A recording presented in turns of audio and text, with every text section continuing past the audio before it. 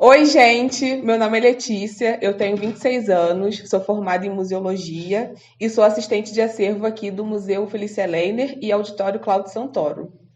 Oi, pessoal, eu sou a Larissa, eu tenho 22 anos, sou formada em licenciatura em artes visuais e sou educadora aqui do Museu Felícia Lerner e Auditório Cláudio Santoro.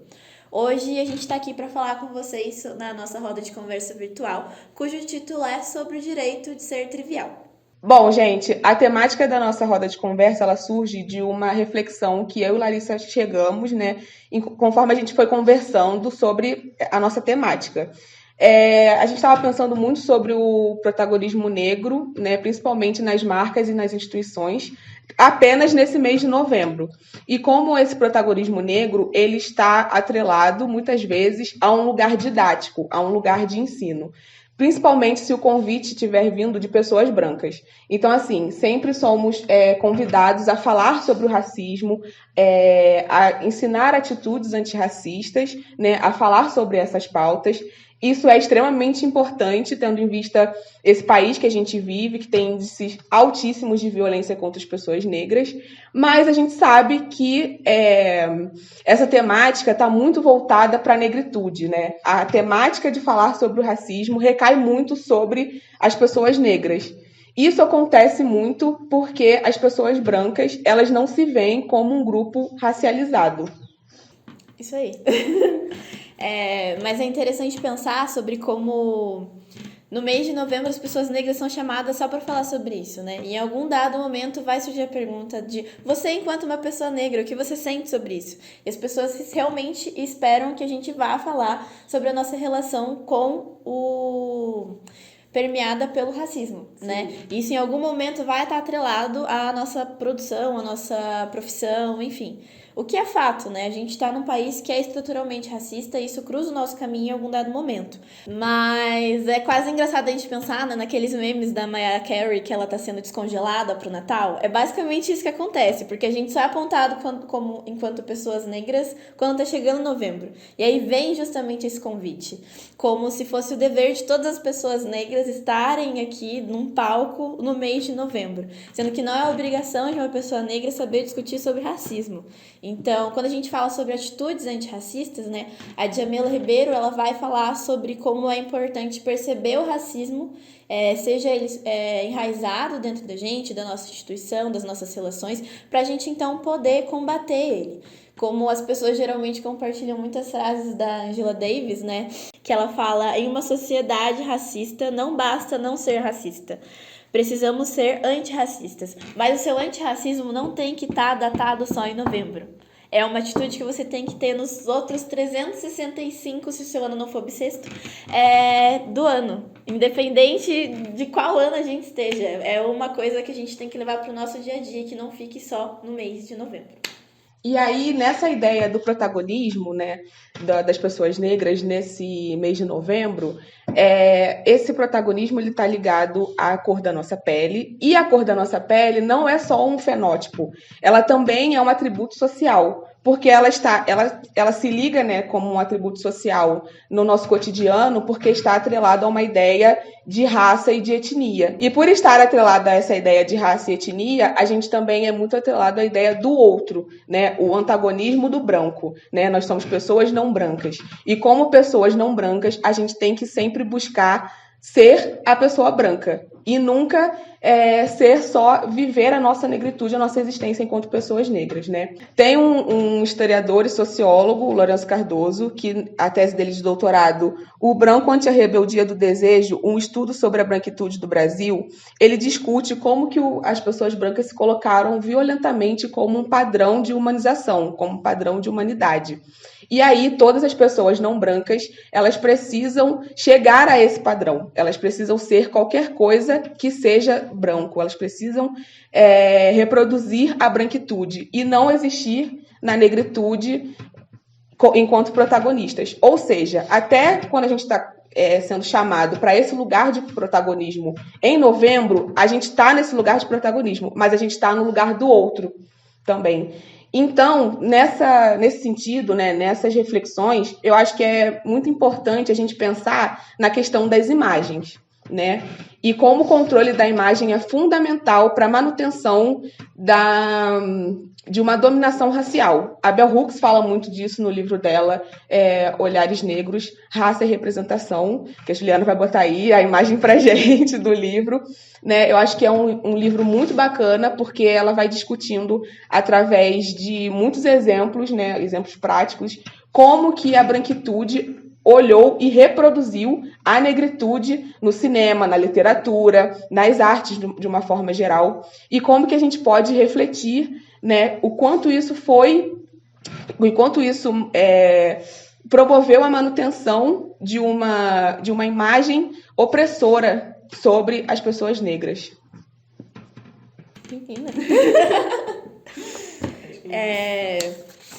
Mas complementando o que a Letícia disse, né? A Cida Bento, ela vai falar sobre a universalidade branca, né? Então, a gente tem esse corpo branco tido nos espaços comuns, enquanto maioria, nos espaços de poder. E quando a gente tem um corpo que é diferente desse padrão, causa um estranhamento. E é a partir desse momento que a gente tem o outro. E isso vai causar uma estranheza, vai causar um medo, entre aspas. E impacto da branquitude, né? A Cida Bento fala que esse pacto possui um componente narcísico de autopreservação, como se o diferente ameaçasse o normal, o universal. Nesse caso, a gente tem o normal enquanto a branquitude e o outro enquanto pessoas não brancas.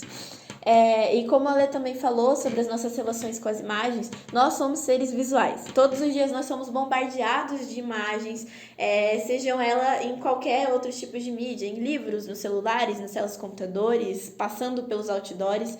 E é necessário a gente pensar criticamente quais são essas imagens que a gente consome todos os dias. Quais são esses corpos que vão estar estampando essas produções.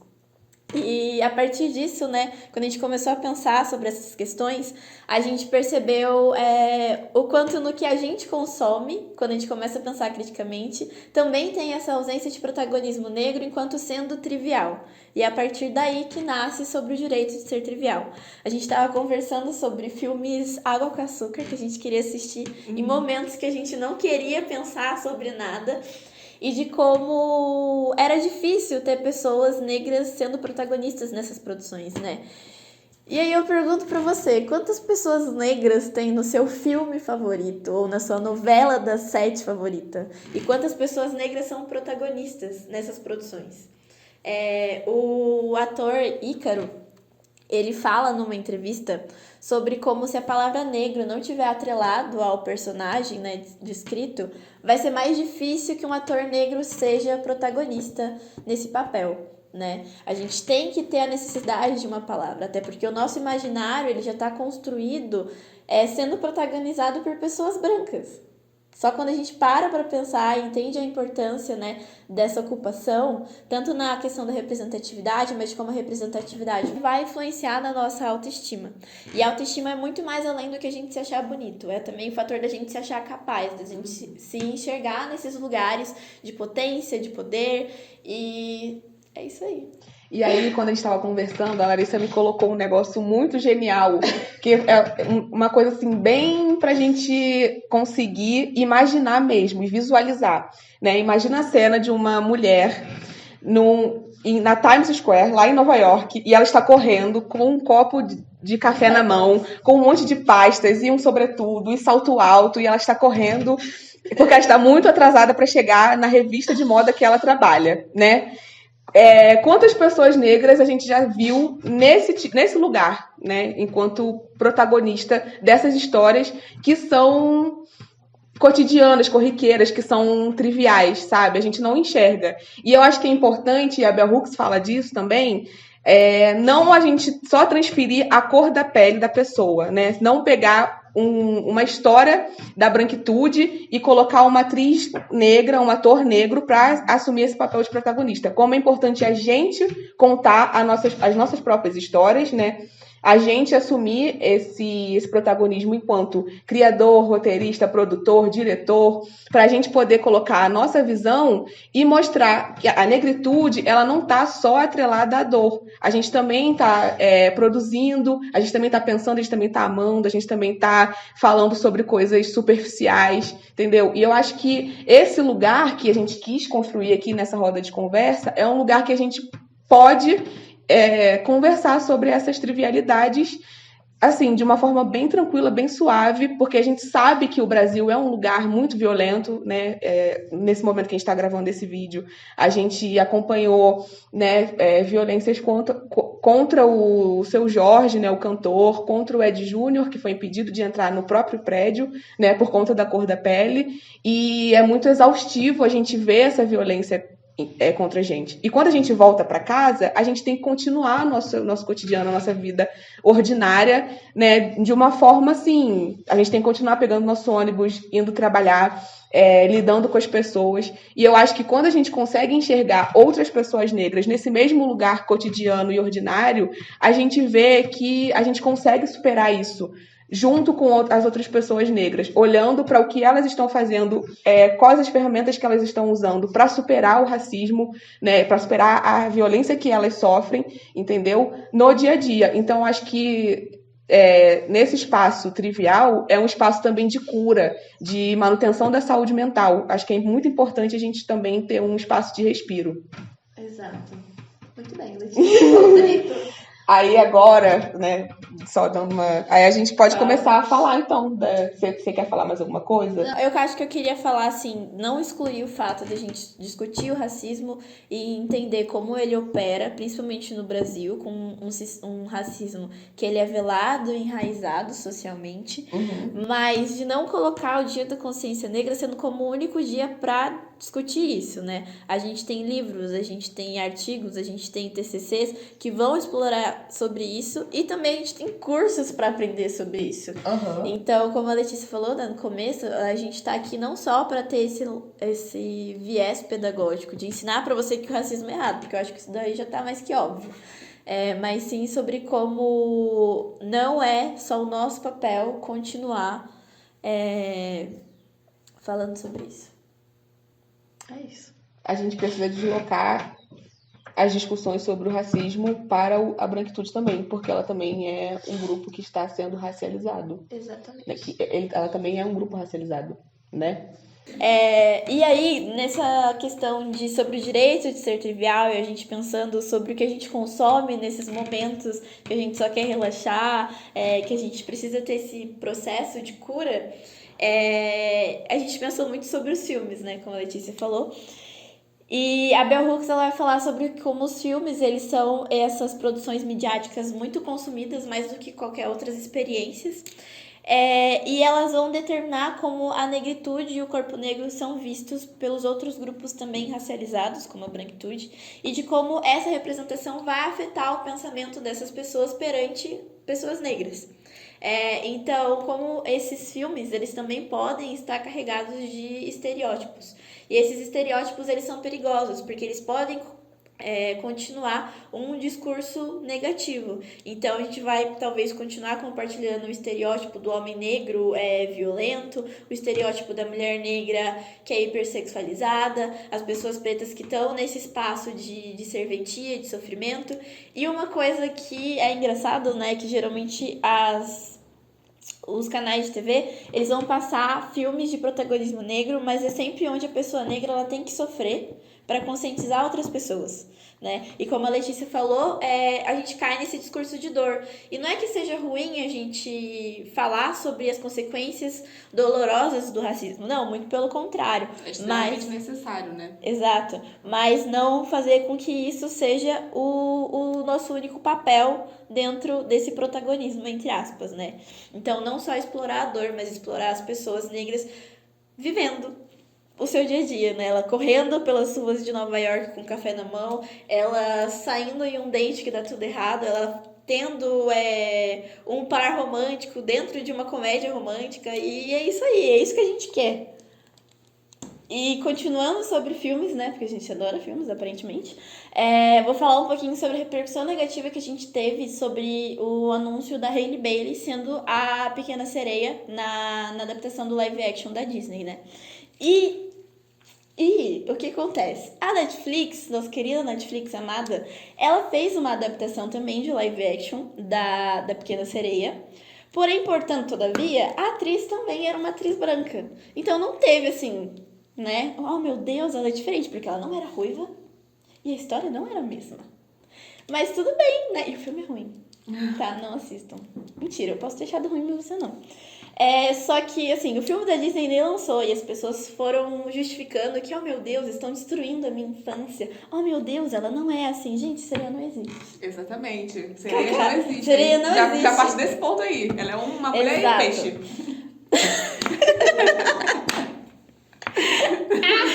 Mas depois que saiu o trailer, né, várias pessoas filmaram as reações de crianças negras assistindo os trailers. E é a coisa mais fofa do mundo. Porque, por exemplo, eu quando pequena, a Pequena Sereia, nossa, muitas pequenas numa frase só, eu gostava muito desse filme e eu adorava a Ariel. Só que muitas pessoas falavam que eu não podia ser a Ariel justamente por ela ser uma sereia e branca, né? E agora as crianças negras têm esse lugar de protagonismo. Então elas podem se ver na Hailey Bailey, elas podem se ver na Pequena Sereia. E, sabe, mas por que esse corpo negro incomoda tanto ocupando o espaço de pessoas brancas, né? Enquanto a gente tem muito disso nas filmagens, né, de produções, sejam em quadrinhos ou livros, onde o personagem ele é negro, mas geralmente interpretado por uma pessoa branca. E tá tudo bem, né? Tranquilo. Mas quando a gente inverte os papéis, não pode. Também o embranquecimento, né, do Machado de Assis, por exemplo, né, que durante muitos anos acreditou-se que ele fosse um escritor branco, um escritor genial, é uma pessoa negra e a cor não era atribuída a ele porque não era conveniente atribuir, né, uma pessoa tão genial assim, né? Não era conveniente atribuir a cor, né? E aí quando é o processo contrário, quando são as pessoas negras representando papéis brancos, né, de ícones que foram representados como pessoas brancas, tipo a Pequena Sereia, que é um ser místico, né? As sereias são seres mitológicos e que podem se aparecerem em diversas manifestações, né? A gente vê também muitas imagens na internet, se você buscar sobre sereias em si, não aparece só a Ariel da Disney, né? Aparecem vários tipos de sereias, parecem uns seres mais mitológicos, né? Uns seres mais uma morfologia de peixe com ser humano e tal. E por que não ser uma sereia com a pele negra, sabe? Ou mesmo de quando... a própria Disney, né? Ela faz muito isso. A gente tem um protagonista que é não branco, e aí ele só aparece por 5 minutos do filme e ele é transformado num animal, ou então ele morre, como a Princesa e o Sapo. Eu acho que são só 5 minutos que a Diana e o Naveen aparecem enquanto pessoas, e depois o resto do filme inteiro eles são sapos. Ou então irmão urso. E a gente também tem Soul, né? Que ele é um músico negro, mas daí ele morre e vira uma alma azul. Tá bom, então, né? Ok. Não tá ok, não. Bom, e aí falando então do audiovisual, a gente queria só enaltecer, dar dicas, se vocês quiserem depois dar uma olhada na produção desses artistas, enfim, de coisas que tocam muito a gente, de coisas que conversam também um pouco com essa nossa ideia de falar da negritude como um todo, falar sobre coisas corriqueiras, coisas cotidianas, sobre afetos, amores, sobre racismo também, que é muito importante a gente chegar nesse lugar, e não tem como a gente não falar sobre o racismo, né? E aí eu queria falar um pouco sobre a APAN, que é a Associação de Profissionais do Audiovisual Negro. É uma instituição que ela está aí para fomentar as pessoas negras dentro do audiovisual, sendo elas diretores de cinema, produtores, atores e atrizes, enfim. né, para poder fomentar que essas pessoas estejam nesses espaços, né? E a PAN, ela tem 3 plataformas dentro dela. Tem a PAN-EAD, que ela promove cursos à distância, né, sobre treinamentos, né, formativos necessários para o aprimoramento dessas habilidades desses profissionais, enfim, né, pessoas atuantes no setor do audiovisual. Tem a plataforma Raio, que serve como se fosse uma agência para poder agenciar mesmo esses atores e conseguir colocá-los eles nesses espaços de protagonismo, nesses papéis, enfim. E tem a Todisplay, que é uma plataforma de streaming que disponibiliza todas essas produções do audiovisual negro reunidos todos nessa plataforma de streaming, né, para você ir lá acessar e tal, como se fosse uma Netflix mesmo, só que só voltada para a produção das pessoas negras. Então, agora eu vou falar sobre um filme. Se caso você seja como eu, um amante de filmes de terror e tá cansado dessa receita de filmes de terror onde tem um grupo e geralmente as primeiras pessoas que morrem são as pessoas não brancas, esse filme é pra você. E se você também gosta de alienígenas, esse filme também é pra você. E ele é perfeito, como todas as outras produções de Jordan Peele. Mas ele vai explorar essa questão de uma família que começa a perceber coisas estranhas no seu rancho de cavalos. E depois da morte do pai, as coisas começam a ficar muito mais esquisitas. E ele vai explorar muito essa questão da necessidade da gente estar olhando, da gente estar compartilhando essas imagens. E de como ele também pode ser perigoso. E eu só vou deixar isso, tá? Mas não olhe, assista. Muito bom. Bom, a minha indicação é uma indicação de uma série muito incrível da HBO, que se chama Insegura, né? O título em português é Insegura, que é a série que vai falar sobre a perspectiva de mulheres negras através de 2 personagens principais, que é a Issa Rae e a Molly, né? A Issa, na verdade, a Issa Rae, ela é a diretora dessa série e ela também é a personagem principal de mesmo nome, né? Acho que muda só o sobrenome. E a Molly é a melhor amiga dela da faculdade e elas vão levando essa amizade pra vida. E é uma série que fala sobre melhores amigos que estão vivendo momentos diferentes da sua vida, vai falar sobre ambição, sobre frustração no ambiente de trabalho, fala sobre afeto, fala sobre questões de raça e de gênero, e é uma série muito delicinha, é uma comédia dramática, é muito boa, assim, eu assisti ela... Tem quase um ano que eu assisti ela. E até hoje eu penso muito nessa série, não sai da minha cabeça. Eu fico sentindo uma falta de assistir, assim, de acompanhar essas amigas. E eu acho que eu vou, inclusive, assistir de novo. Porque é muito maravilhosa essa série. Continuando ainda, vou falar um pouquinho sobre desenhos animados que eu ainda gosto e que alimentam a minha criança interior, que no caso é uma animação chamada O Mundo de Greg, da Cartoon Network. E é maravilhoso, ele vai acompanhar, né, o dia a dia do Greg, que é o protagonista, e os seus amigos, e onde eles se reúnem num riacho com outras crianças do bairro, né? E é um desenho salpicado de fantasia, de aventura e de RPG. E é muito bacana de como a gente vai descobrindo e a gente vai acompanhando os conflitos que eles vivem, as descobertas que eles vão tendo no caminho e as relações, né? Sejam de afetos, sejam de atritos, e como isso vai ser resolvido enquanto crianças, né? Porque crianças negras, principalmente, não têm a sua vida pautada pelo racismo. São crianças que também brincam, são crianças que divertem, são crianças que descobrem, que se frustram, mas que têm o direito de viver a sua infância. Bom, partindo agora para o mundo da música, né?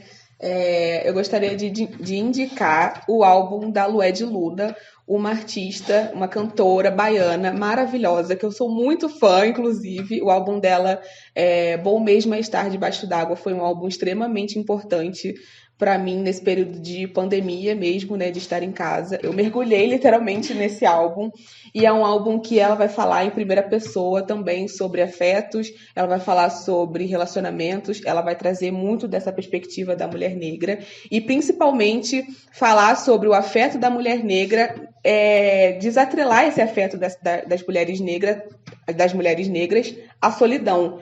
né? Porque tem muito essa questão da solidão da mulher negra e ela coloca todas essas questões de afeto, como a sociedade enxerga a mulher negra e como a mulher negra se enxerga dentro da sociedade. Então é um álbum assim lindíssimo, muito poético. Tem a participação do Kato Shanji, acho que é assim que fala o nome dele, que é um guitarrista queniano, né? Muito incrível.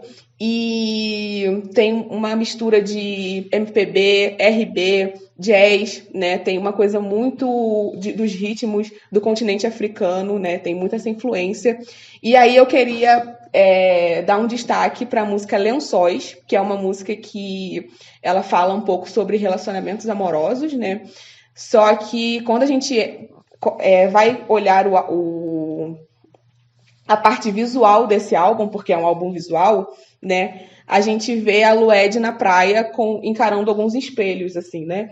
E dá uma ideia de que a letra da música, que fala sobre relacionamentos amorosos, é um relacionamento amoroso que ela está tendo com ela mesma, né? Ela se reconhecer nesses espelhos, ela olhar para si mesma e ver ali um auto-amor, um autoconhecimento, e ela mergulhar em si mesma e ter a sua própria companhia como também uma companhia que não vai deixar ela sozinha no mundo, né, onde as mulheres negras são muito solitárias. Eu queria também pontuar 2 músicas desse álbum, que são minhas músicas favoritas também, que é a música Chororô, que ela faz uma referência à Nina Simone, e a música Recado também. Então fica essas dicas. E continuando essa parte de recomendações musicais, né? Eu vou falar um pouquinho sobre o álbum Amarelo, de 2019, do Emicida. E eu acho que é um dos álbuns que eu escutei umas 20 vezes pra cima, principalmente nesse momento de pandemia. Foi um álbum muito reconfortante pra mim. Mas ele vai falar sobre várias coisas, né? Sobre as nossas relações de afeto, sobre fé, também sobre violência policial no nosso dia a dia. Mas eu queria deixar uma recomendação de música que me lembrou bastante, né? O tema da roda de conversa, que no caso é As Pequenas Alegrias da Vida Adulta. Então, ele vai falar sobre quando você fica feliz, quando você acha a tampa de uma tapoer que ainda encaixa, mas sobre o quanto ele também é grato por voltar no final do dia vivo em casa. E também uma outra música que eu queria deixar recomendada, já que a Letícia também deixou, que no caso é Paisagem e Princípia. São maravilhosos. Bom, no campo das artes plásticas, eu queria deixar a indicação de um artista que é maravilhoso, meu conterrâneo do Rio de Janeiro. Ele é lá de Duque de Caxias, o Edu Ribeiro, né? Ele é tatuador, artista plástico, cria do Rio de Janeiro, e ele retrata muito o dia a dia, as vivências das pessoas negras que vivem na Baixada Fluminense, né, que vivem na zona norte do Rio, enfim, ele trata com um olhar muito sensível e muito sofisticado o cotidiano das pessoas negras, e vale muito a pena dar uma olhada no trabalho dele. Vou pedir para a Ju deixar umas imagens aqui para vocês darem uma olhadinha também, e vale muito a pena porque ele é muito incrível, e se vocês puderem consumir a arte dele também, né, fica aí essa dica. E agora partindo para os livros, né? A gente também queria indicar um livro que a gente tentou ler juntos, que é Kindred, Laços de Sangue, da Octavia Butler. Caso você não conheça quem é Octavia Butler, ela não é nada mais, nada menos que a dama da ficção científica. E, honestamente, é um livro que eu li em uma semana, só não li em menos tempo porque eu não tive tempo. Mas ela vai falar sobre viagens no tempo, e é perfeito. É perfeito. E ela tem outras produções também. E como ela vai falar sobre ficção científica e essa visão de futuro, ela fala uma frase muito bonita. Comecei a escrever sobre poder porque era algo que eu tinha muito pouco. E é muito interessante quando a gente vai ler essas produções, esses livros feitos por pessoas negras, principalmente distopias, que vão construir uma possibilidade de futuro, eles vão falar muito sobre poder e sobre como essas pessoas negras nesse poder vão construir uma nova história para elas mesmas e para uma nova sociedade. E outra indicação também, só de que agora é de quadrinho, no caso é Cumbi, do Marcelo de Salete. E quando a gente para, né, para estudar a história do Brasil colônia, a gente tem um grande apagamento referente aos quilombos, aos levantes. que contribuíram para a abolição da escravatura, né? E o Marcelo da Leste faz ao contrário. Essa produção, ela vai falar um pouco sobre a resistência nesse momento do Brasil colônia, o sistema escravista. E ele fez toda uma pesquisa por trás para poder conseguir produzir isso, que vai mesclar, né, essa história e uma história de fantasia. E é muito bom. Bom, gente, eu também vou indicar um livro, que é O Avesso da Pele, do Jefferson Tenório, ganhou o prêmio Jabuti. Esse livro é, assim, extremamente importante. Ele vai um pouquinho contra o que a gente está falando aqui. Contra não, ele traz uma visão diferente, porque ele fala sobre o cotidiano, mas ele fala sobre como o racismo perpassa a vida cotidiana, né? O racismo estrutural até uma violência mais escancarada mesmo, né? Então, e é um livro que fala sobre afeto, sobre relação de pai e filho, sobre perda, sobre até sobre a falência do sistema educacional brasileiro. Tudo isso, assim, de um jeito extremamente sensível, de um jeito extremamente tocante mesmo. É muito lindo, a escrita é linda. Você lê esse livro, assim, de uma vez só. É como se fosse uma carta mesmo de um filho para o seu pai. E fica essa indicação, porque, gente, é muito maravilhoso. Tinha que ser leitura obrigatória para todo mundo que nasce no território brasileiro. Pessoal, então é isso. A gente queria agradecer, né, você que ficou até o final assistindo a nossa roda de conversa. A gente espera do fundo do coração que as pautas que a gente trouxe aqui tenham sido sementes para a cabeça de vocês e que despertem, né, esse pensamento crítico a partir do que a gente consome, do que a gente lê, do que a gente leva para a vida e influenciem, né, a atitude de várias pessoas. Então, gente, é isso. Muito obrigada por terem assistido aqui. A gente deixa o convite, então, para a gente continuar essa conversa. Se vocês quiserem compartilhar esse conteúdo, fiquem à vontade. A gente vai deixar um link aqui também para vocês responderem à nossa pesquisa. E é isso. Até uma próxima. Um beijo e tchau. Tchau.